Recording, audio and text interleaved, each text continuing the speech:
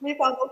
Donc, je tenais tout d'abord à m'excuser de mon absence lors de cette journée d'études, de ces 2 journées d'études. Je tenais évidemment à remercier les organisateurs et tout particulièrement donc, Monsieur Edazi de son invitation.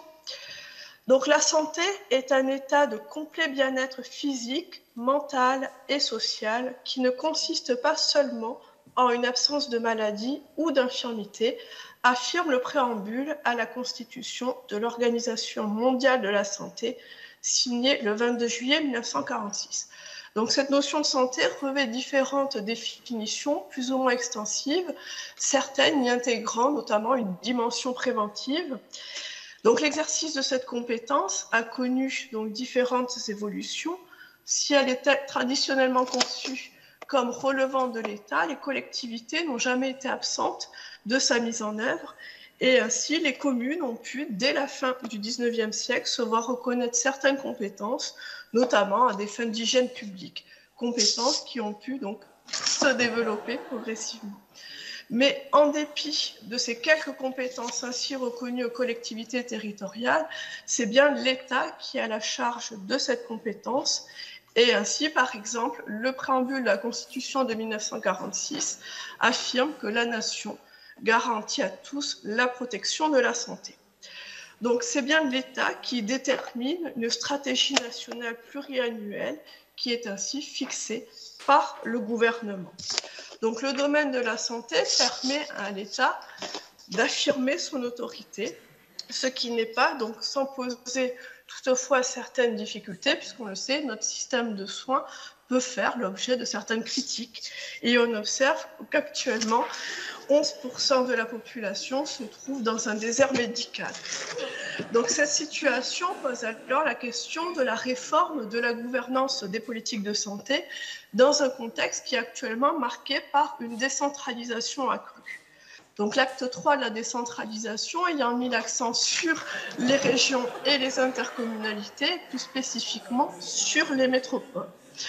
Donc on trouve désormais 22 métropoles en France qui viennent s'intégrer dans un paysage intercommunal qui était déjà complexe, marqué par la présence notamment de nombreux EPCI à fiscalité propre, différents types de communautés, communautés de communes, communautés d'agglomération, communautés urbaines.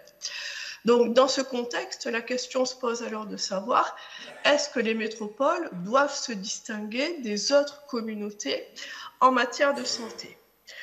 Donc, on observe que si les métropoles ont effectivement une place à part dans l'organisation des territoires, eh bien, celles-ci ne sont pas dotées de compétences spécifiques permettant véritablement de les distinguer, notamment des communautés.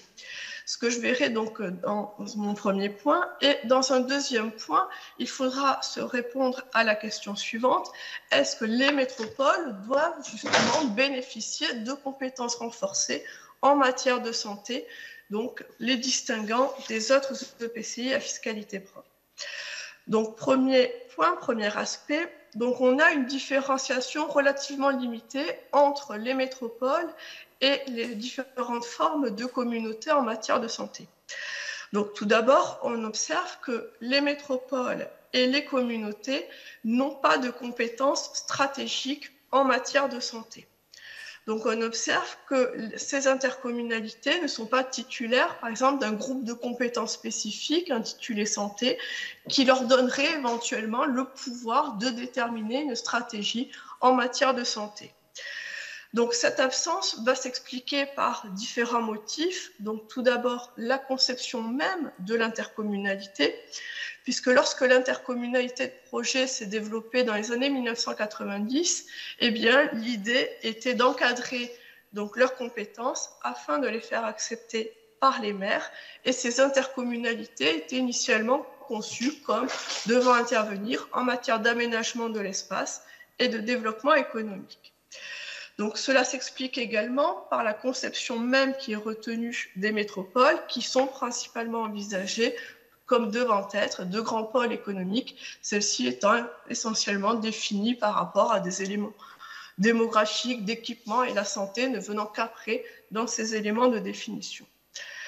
Donc deuxième argument qui explique cette absence, la forme juridique des communautés et des métropoles, puisque ces intercommunalités, à la différence bien sûr de la métropole de Lyon, sont des établissements publics.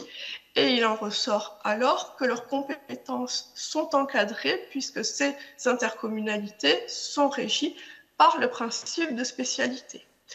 Donc ces intercommunalités ne peuvent intervenir que dans des domaines qui leur sont confiés, donc principalement par les communes qui ne disposent elles-mêmes en la matière que de compétences assez réduites, et ces EPCI ne peuvent pas donc développer leurs compétences, ceux-ci ne disposant pas d'une clause de compétence générale.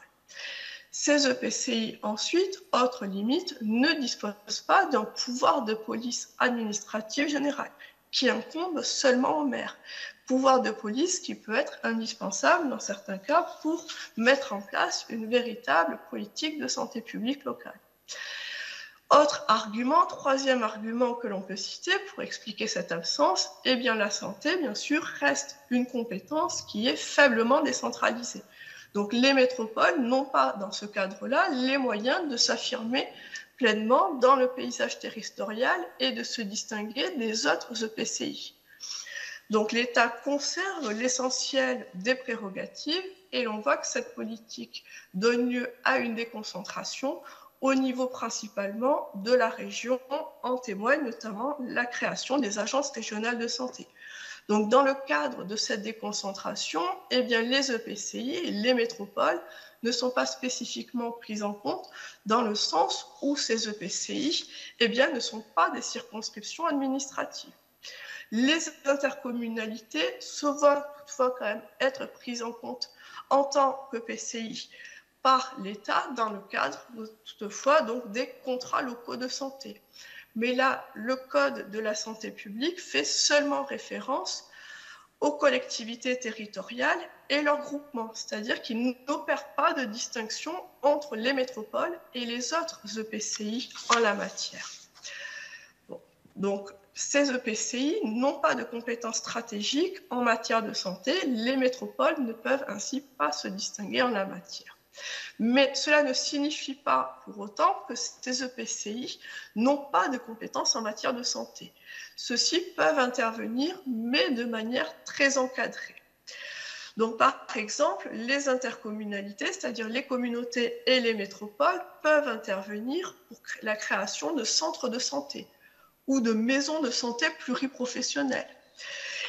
Les intercommunalités peuvent également intervenir pour apporter des aides financières aux professionnels de santé, ce qui peut permettre de lutter contre la désertification médicale. Mais pour ce qui concerne ces compétences, là encore, le législateur n'opère pas de distinction entre les métropoles et les autres EPCI. Donc, la différenciation entre les métropoles et les autres EPCI, c'est-à-dire les communautés, les trois formes de communautés, cette différenciation va surtout être réalisée au niveau de leurs compétences que l'on pourrait qualifier de connexes, mais qui présentent toutefois un certain lien avec la santé, mais santé qui est envisagée au-delà de la simple offre de soins. Donc, par exemple, si on s'intéresse tout d'abord aux métropoles, donc les métropoles disposent de compétences très hétérogènes qui mettent en exergue leur diversité statutaire. Elles ont de très nombreuses compétences transférées par les communes qui peuvent notamment s'intégrer dans le cadre du groupe de compétences intitulé Protection et mise en valeur de l'environnement et de la politique du cadre de vie, ce qui renvoie à différentes compétences environnementales qui malgré tout donc présentent un lien avec la santé. Et si l'on examine donc ces compétences connexes, eh bien, les métropoles n'ont pas toutes le même champ de compétences. Ainsi, par exemple, on observe que la métropole du Grand Paris ne dispose pas de compétences en matière d'assainissement des eaux usées ou de la gestion des déchets ménagers assimilés qui participent à l'environnement de la métropole et donc indirectement à la santé de ses habitants. Ensuite, les métropoles disposent de compétences qui leur sont transférées ou déléguées par le département. Département qui est donc compétent en matière de solidarité, ce qui peut avoir un impact sur la santé. Et donc, concernant ces compétences, celles-ci sont très diversement récupérées par les métropoles. Ainsi, la métropole de Lyon se voit conférer la totalité des compétences départementales, les métropoles de droit commun certaines compétences départementales et la métropole du Grand Paris aucune compétence départementale. Donc on a ainsi un champ de compétences très variable qui permet aux métropoles d'intervenir de façon plus ou moins directe dans la santé, mais qui va dépendre des liens qu'elles entretiennent avec les autres niveaux de collectivité territoriale, celles-ci pouvant également mettre en œuvre des compétences régionales. Donc, de leur côté, les communautés exercent aussi d'autres compétences que l'on peut qualifier donc de connexes, par exemple relatives à la mise en valeur de l'environnement. Et là encore, ces compétences varient en fonction du niveau de communauté considéré. Les communautés urbaines disposant bien sûr de compétences plus étendues que celles des communautés de communes.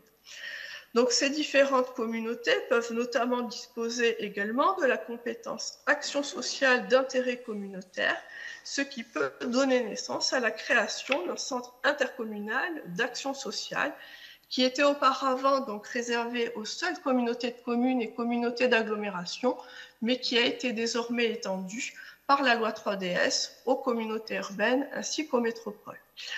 Donc, ces différentes intercommunalités présentent ainsi certaines spécificités, mais se caractérisent surtout par leur complexité. Et on peut voir que ces différents moyens juridiques conférés aux métropoles ne leur permettent pas véritablement de se distinguer dans le domaine de la santé des trois autres communautés existantes. Donc, se pose alors la question de savoir, est-ce que les métropoles, c'est le deuxième point d'intervention, est-ce que les métropoles doivent se voir reconnaître des compétences plus étendues que les autres intercommunalités en matière de santé? Faut-il faire des métropoles de grands pôles de santé distincts des autres EPCI à fiscalité propre? Donc, différents arguments militent donc en ce sens, c'est-à-dire vers la création donc, de métropoles dotées de pouvoirs plus importants que les autres intercommunalités en matière de santé.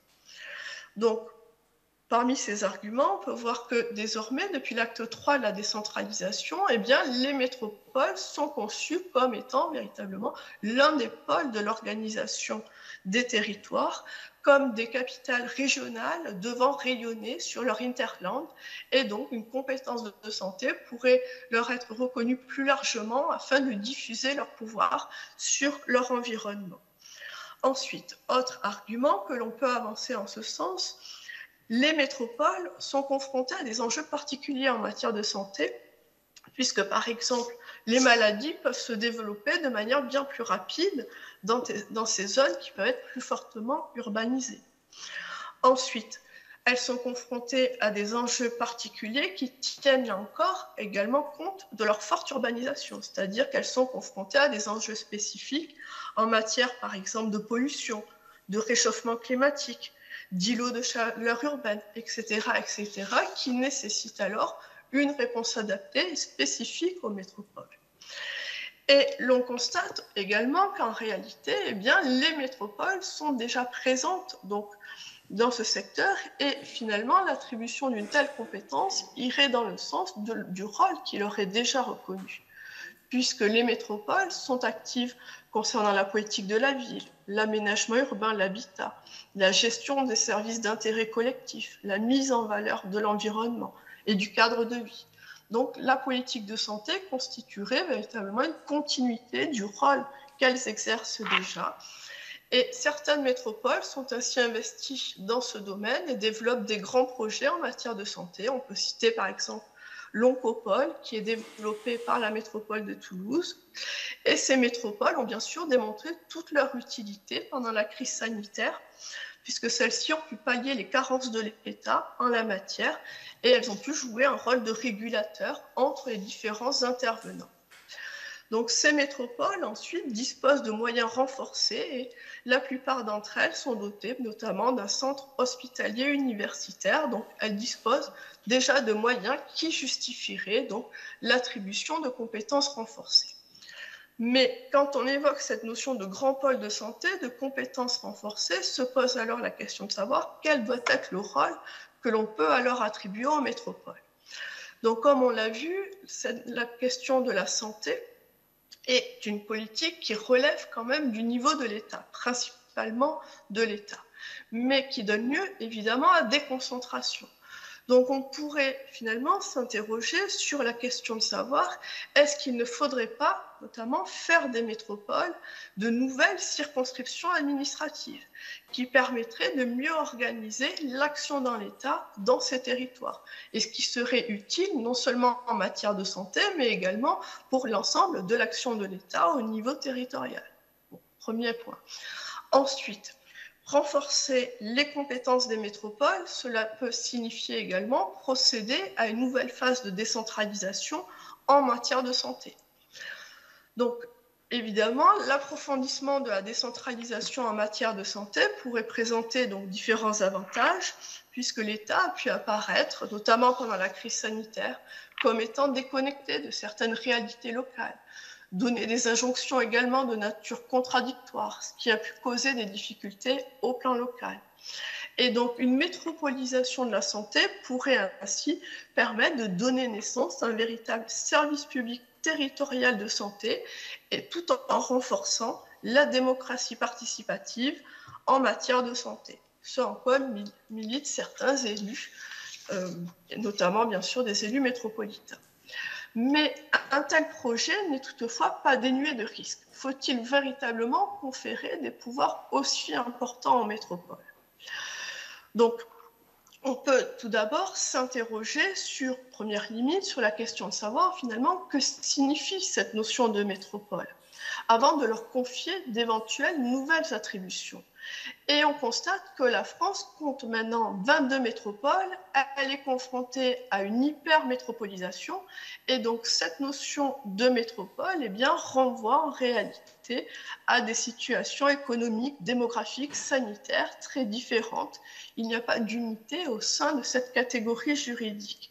Et donc, bien sûr, toutes les métropoles ne sont pas confrontées aux mêmes enjeux, aux mêmes difficultés, et évidemment, toutes les métropoles n'ont pas les mêmes moyens pour faire face à une telle compétence. Par exemple, on peut voir, notamment, c'est le cas de la métropole d'Orléans, celle-ci ne dispose pas d'un centre hospitalier universitaire. Certaines métropoles peuvent être confrontées à une désertification médicale. Donc on voit bien que cette question de la santé montre les limites de la politique de métropolisation entreprise dans le cadre de l'acte 3 de la décentralisation, puisque la santé met véritablement en exergue cette idée de métropolisation à plusieurs vitesses. Bon. Donc dans ce contexte-là, dans la mesure où les métropoles ne constituent pas une véritable catégorie juridique uniforme, il est difficile de les distinguer des autres EPCI existants. Et un tel choix présente ensuite des dangers concernant l'organisation des territoires. Est-ce que finalement, le renforcement des métropoles ne risque pas de renforcer les inégalités entre les territoires? Est-ce que cela ne risque pas de renforcer la concurrence entre les collectivités, puisqu'on a pu voir que justement la crise sanitaire a pu donner lieu à certaines concurrences entre les différents niveaux de collectivités et d'établissements publics intervenant localement. Donc, ce que montre la question de la santé, donc concernant les métropoles et les autres intercommunalités, eh bien, une véritable différenciation en matière de santé concernant donc les métropoles renvoie bien sûr à une question qui a déjà été évoquée, c'est-à-dire celle de leur statut juridique, qui paraît effectivement inadapté, puisque ces métropoles n'ont pas de clause de compétence générale, ces métropoles n'ont pas de pouvoir de police administrative, et ce qui montre les limites de leur statut d'établissement public.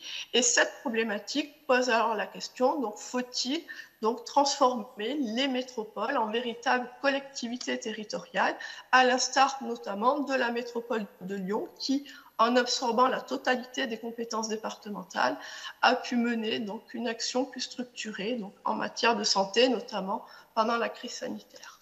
Voilà, je vous remercie.